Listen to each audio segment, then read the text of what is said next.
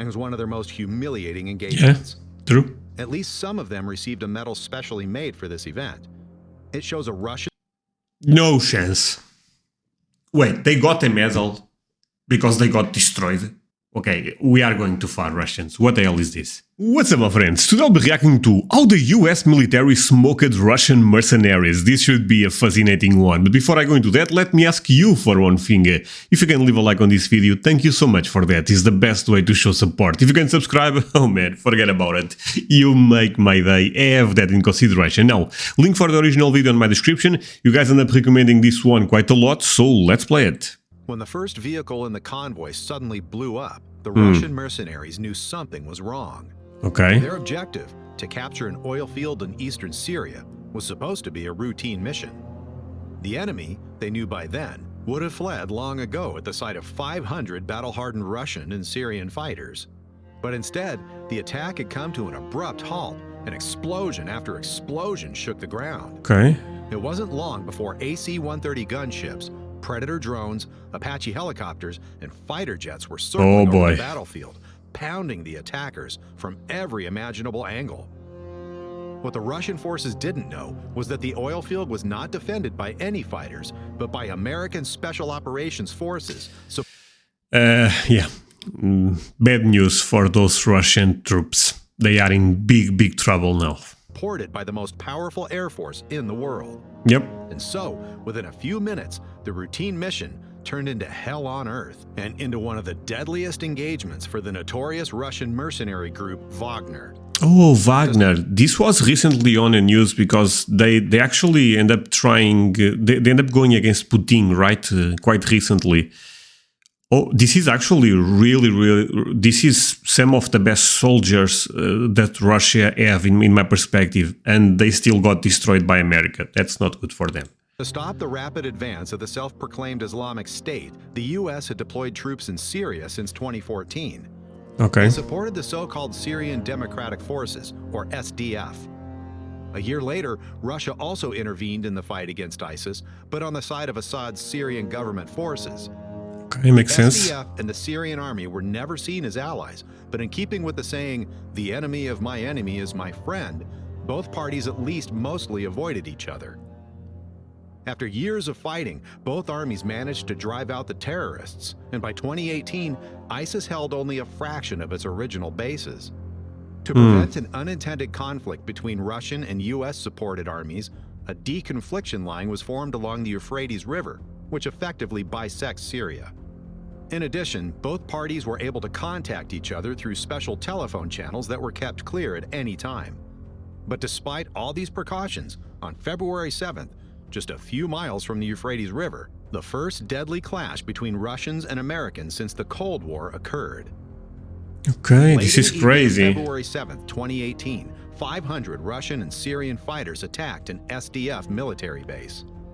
The base was located about 5 miles east of the Euphrates River and controlled one of the country's main oil fields. Thus, like most oil fields, the area was officially on the Syrian Democratic side of the ceasefire line, but this did not stop the Syrian-Russian troops in any way. The attackers were supported by various Russian-made battle tanks, as well as mortars, artillery, and rocket launchers, with which they began shelling the SDF base without warning. In addition, Russian Air Force aircraft were on standby to provide air support, but initially remained on the ground. However, while everything was initially going according to plan for the attacking forces, the phone suddenly rang in the Russian headquarters near the Euphrates. A representative of the U.S. military was on the line and wanted to know whether Russian fighters were currently trying to take the military base at the Conoco oil fields. Here, not only the Syrian Democratic Forces were under heavy artillery fire, but also their allies, American Green Berets, Army Rangers, Marines, and various support units. After the Russians had explicitly denied the question whether the enemy were their troops, it was clear to the caller. Whoever was currently taking fire at his soldiers, he would feel the full force of the American military in just a few moments. Oh boy. The response to the attack on their military base was prompt and tremendous.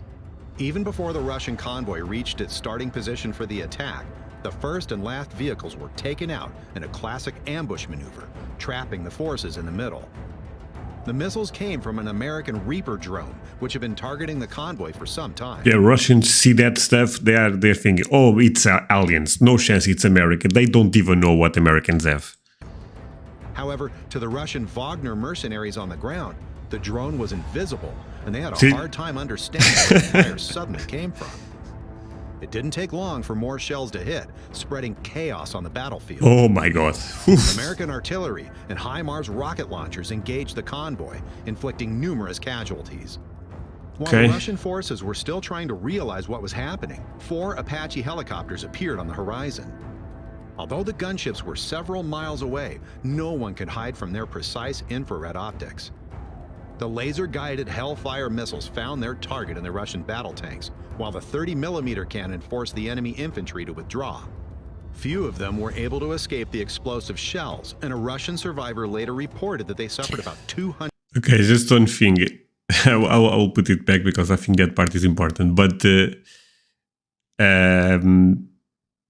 what a disaster if you are Russian. And by the way, a lot of you guys in the comments are putting that, André, are you Russian? I'm not Russian, by the way. Not because they are getting destroyed right now, but I'm actually not. I know I may look like one, or my accent, I'm not sure. Actually, I'm curious, why do you guys think I'm Russian? Because I'm Portuguese, which is a bit different, I would say. That said, yeah, Russians are not looking that great now. The explosive shells, and a Russian survivor later reported that they suffered about 200 casualties within the first few minutes, almost half of the entire attack force. Oh my god, okay. Reports that are on TV about, well, you know, about Syria and the 25 people that are wounded there from the Syrian army, and, well, to make it short, we've had our kicked. So one squadron lost 200 people. Right away, another one lost 10 people. And I don't know about the third squadron, but it got torn up pretty badly too. So, oh man, I'm going to 12. I should not be laughing at this, right? Because they are still people. But I mean, you have to admit, this was kind of funny in a weird way. They got obliterated. Is that a word? I'm not even sure. 3 squadrons took a beating. The Yankees attacked. First, they blasted the out of us by artillery, and then they took 4 helicopters up and pushed us in a merry-go-round Destruction. with heavy caliber machine guns. They were all shelling the holy out of it, and our guys didn't have anything besides the assault rifles. Nothing at all, not even mentioning shoulder-fired SAMs or anything like that. So they tore us to pieces for sure, put us through hell. And Hey, yeah, let's be real. This guy's being honest. We kind of have to respect that, you know, because at least he's not even trying to say one thing that, you know, is, yeah, we got destroyed. It is what it is. We are going back to home. Thank you so much, Putin. We are back. The Yankees knew for sure that the Russians were coming, that it was us, Russians. Our guys were coming to commandeer an oil refinery, and the Yankees were holding it. We got our beat rough. My men called me. They're there drinking now. Many have gone missing. It's a total It sucks. It sucks, yeah. Another takedown. While AC-130 gunships circled over the battlefield, engaging individual targets. Okay, to be honest, you guys know I'm on the American side, but this looks like America is like, you know what, do not mess with us. But if you do, we actually have a couple of toys that we would love to explore, to try. Large B-52 strategic bombers completely. Oh my god, destroyed the convoy. they brought everything. Those who managed to escape hid in buildings, but even there they were not safe for long. Late into the night, the attackers were hunted by F-15 fighter jets, whose bombs penetrated even the best cover. The new 5th-generation air superiority fighter F-22 Raptor was also used, but for the soldiers on the ground, it no longer made any difference who was pounding them. Yeah. The Russian contractors did not stand a chance against the American Air Force. Although there were rumors that some pilots from the nearby Russian air base were asking for permission to take off, the blue-painted Su-34s and 35s remained on the ground. The attackers' casualties were so heavy that in the middle of the battle, one of the Russian commanders called in and asked for a ceasefire, indicating that Russian military was in contact with the attacking fighters after all. A published call from So they basically said, we quit. a Sorry. Wagner mercenary sums up events in Syria. Just had a call with a guy, so they basically formed a convoy, but didn't get to their positions by some 300 meters. One unit moved forward. The convoy remained in place about 300 meters from the others. The others raised the American flag, and their artillery started ours really hard. Then their choppers flew in and started shooting everybody. Ours just I'm sorry, I know I'm laughing, but this... How can you not? I mean, the way they ended up making this description is crazy. It's basically, like I said, obliteration all over, and the Russians are like, what the hell? What is going on? Come on. Give us a chance, you know? Just 1 minute for us to recover. No, completely destruction, out. running around. Just got a call from a pal, so they're about 215 killed. Yeah. They simply rolled ours out hard. Made their point. What the ours were hoping for in there? That they'll run away themselves? Hope to scare them away? Lots of people so bad they can't be ID'd. There were no foot soldiers on the American side. They simply our convoy with artillery. When the battle ended early next morning, there was nothing left of the convoy of vehicles. All combat vehicles have been destroyed, with the exception of a single battle tank and armored personnel carrier. Okay, question for the chat, and please make me feel better. Am I the only one laughing at this when the video is playing? Because you have to admit, this was... I know humans, we have to feel compassion for everybody, but still, the way the narrator ended up describing the situation, this was crazy. Of approximately 500 Russian and Syrian attackers, at least 200 were killed or wounded. One of the mercenaries later reported that in some places they found solidified melted sand and gun barrels bent from the heat. Yeah. There were no casualties on the American side and no reports of damaged aircraft. Only one of the SDF soldiers in the base at the oil field was wounded by Russian fire, but survived. The incident sparked outrage on both Russian and Syrian sides, but since the Americans had repeatedly reassured themselves through the Russian officials, they could not be blamed. Okay. According to intercepted phone calls between... Actually, this is interesting because I wonder how Russia, because this probably... I was not aware of this, I have to be honest, but I assume this was all over the international news, right?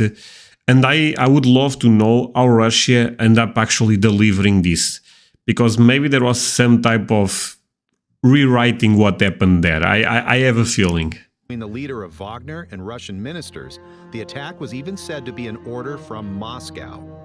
For Wagner Group fighters, the Battle of Conoco Fields went down in history as Red February and was one of their most humiliating engagements. Yeah, true. At least some of them received a medal specially made for this event. It shows a Russian... No chance. Wait, they got a medal because they got destroyed. Okay, we are going too far, Russians. What the hell is this? soldier surrounded by flames, heroically shooting at an American Apache helicopter. Surrounding by flames and getting killed probably after that. I mean, what the hell are we talking here?